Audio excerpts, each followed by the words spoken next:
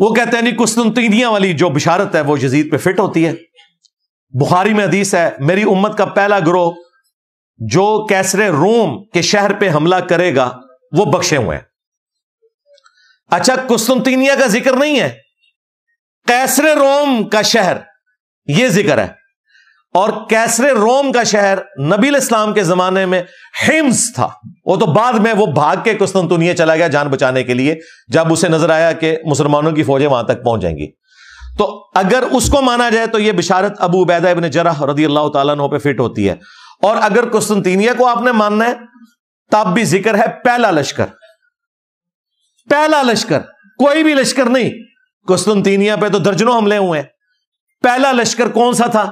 وہ کہتے ہیں بخاری میں لکھا ہے کہ ابو ایوب انصاری رضی اللہ تعالیٰ عنہ اس لشکر میں شریک تھے, وہ فوت ہوئے اور یزید نے ان کا جنازہ پڑھایا. تو ثابت ہو گیا یزید جنتی ہے. ہم کہتے ہیں یہ ثابت ہوا, یہ کہاں سے ثابت ہوا کہ وہ پہلا لشکر تھا؟ اس میں تو نہیں لکھا ہوا پہلا لشکر. ہم آپ کو بتاتے ہیں وہ پہلا لشکر نہیں تھا, وہ 7واں لشکر تھا. اگر 2 لشکر بھی گئے ہونا تب بھی وہ پہلا نہیں ہے, وہ بعد والا ہے. پہلا لشکر وہ ہے جو سنن ابی داؤد میں موجود ہے. ایک صحابی کہتے ہیں ہم قسطنطینیہ پہ حملے کے لیے جب گئے ہمارے لشکر کے امیر عبد الرحمن بن خالد بن ولید تھے, حضرت خالد بن ولید کے بیٹے, یزید نہیں تھا. اور ابو ایوب انصاری بھی ہمارے ساتھ تھے. انہوں نے ہمیں ایک آیت کی تفسیر سمجھائی اور پھر ابو ایوب انصاری قسطنطنیہ کے تمام حملوں میں شریک ہوتے رہے حتیٰ کہ ایک حملے کے دوران وہ فوت ہوئے اور وہیں پہ دفن ہوئے. آج بھی ان کا مزار موجود ہے ترکیے میں. اب وہ مسلمانوں کے پاس ہے نا, استنبول.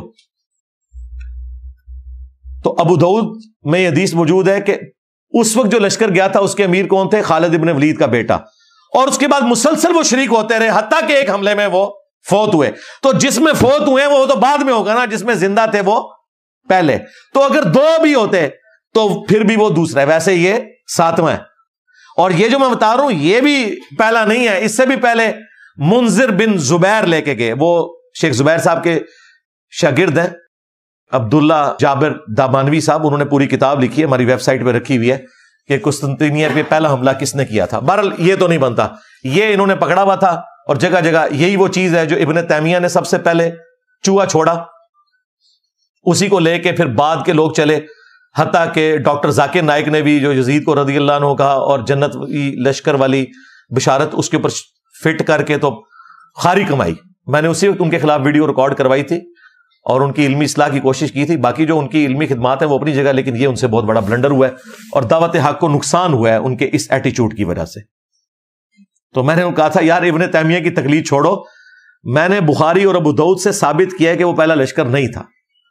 اور یہ ہمارے استاد شیخ زبیر صاحب نے پہلی دفعہ جرأت کی الحدیث رسالے میں یہ پورا تحقیقی مضمون لکھا. پھر ہمارے جو دوسرے استاد تھے مولانا اسحاق صاحب, انہوں نے باقاعدہ اپنے جمعے کے خطبے میں شیخ زبیر صاحب کی تعریف کی اور انہوں نے کہا اس وقت ان سے بڑا کوئی محدث نہیں ہے. اب تو اہل حدیثوں کو اپنے گھر کی خبر پتہ چل گئی ہے کہ ان کے اپنے بڑے محدث نے بھی بتا دیا کہ یہ ابن تیمیہ نے غلط بشارت فٹ کی تھی, ڈاکٹر ذاکر نائک نے غلط فٹ کی تھی. احادیث کی روشنی میں قسطنطنیہ کا وہ والا لشکر جو پہلا لشکر تھا جس کے لیے بشارت تھی اس میں یہ شامل ہی نہیں تھا. اور جس زمانے میں گیا اس وقت تو یزید دودھ پیتا بچہ تھا, 6 سال سے کم ہی عمر تھی اس کی, بہت زیادہ بھی لگا لیں. فتح تو خیر یہ صحابہ سے بھی نہیں ہوا, قسطنطنیہ تابعین سے بھی نہیں ہوا, تبع تابعین سے بھی نہیں ہوا. یہ 9ویں صدی ہجری میں نبی الاسلام کی وفات کے آلموسٹ 900 سال کے بعد